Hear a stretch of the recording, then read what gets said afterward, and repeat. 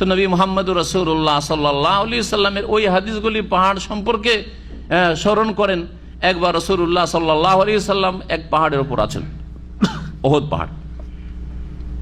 আবু বকর সাথে আছেন, ওমর আছেন, ওসমান আছেন। ওহদ পাহাড় থরথর করে কেঁপে উঠেছে, থরথর করে কেঁপে উঠেছে পাহাড়, পাহাড় নড়ছে। ফাতাহাররাকাত, যখন পাহাড় এরকম থরথর করে কাঁপছে, সেই সময় রাসূলুল্লাহ সাল্লাল্লাহু আলাইহি ওয়াসাল্লাম বলে, উসবুত ইয়া ওহদ, উসবুত ওহদ, এ ওহদ তুমি স্থির হও।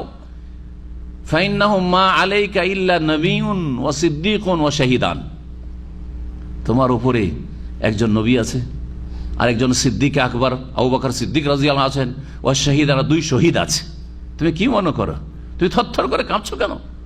তুমি তো তোমার তো সৌভাগ্য যে তোমার উপর নবী চেপেছেন, আবু বকর সিদ্দিক আছেন, ওমর শহীদ আছেন, উসমান শহীদ আছেন। নবী করিম সাল্লাল্লাহু আলাইহি ওয়াসাল্লাম এই সাথে সাথে ওমর উসমানকে শহীদ বলে আখ্যায়িত করলেন, সার্টিফিকেট ওহির মাধ্যমে পেয়েছেন।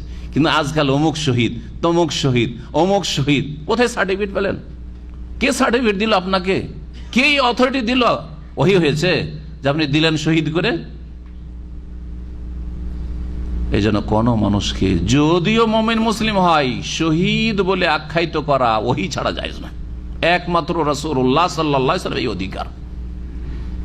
হ্যাঁ, আল্লাহর কাছে দোয়া করতে পারেন যদি আপনি দেখেন যে লোকটি নেক ছিল আর নেক পথে মারা গেছে, শিরক বিদআত মুক্ত হয়ে ভুল পথে মারা যায়নি, বিভ্রান্ত হয়ে গুমরাহির পথে মারা যায়নি, তাহলে আল্লাহ যেন তার শাহাদাত কবুল করেন। কিন্তু আপনি একটা লোক শিরক বিদআতের পথে মারা গেছে বা বেনামাজি হয়ে মারা গেছে, বেদিন হয়ে মারা গেছে, বলছে অমুক শহীদ হয়েছে, অমুক শহীদ হয়েছে, গাড়ি দুর্ঘটনা মারা গেছে, অমুক শহীদ হয়েছে, নামাজ পড়ে না। হ্যাঁ, কারো জুলমের শিকার হয়ে মারা গেছে, বিদআতি, অমুক শহীদ হয়েছে, শহীদ। জি, স্বপ্নে দেখে নিলেন, হ্যাঁ, জান্নাতে স্বপ্নে দেখে নিলেন, স্বপ্নে দেখে অমুক বলছে যে এই আর সেই। এইসব গুমরাহির মাধ্যমে আর এই স্বপ্নের ধর্মের মাধ্যমে জাতিকে গুমরাহ করছেন।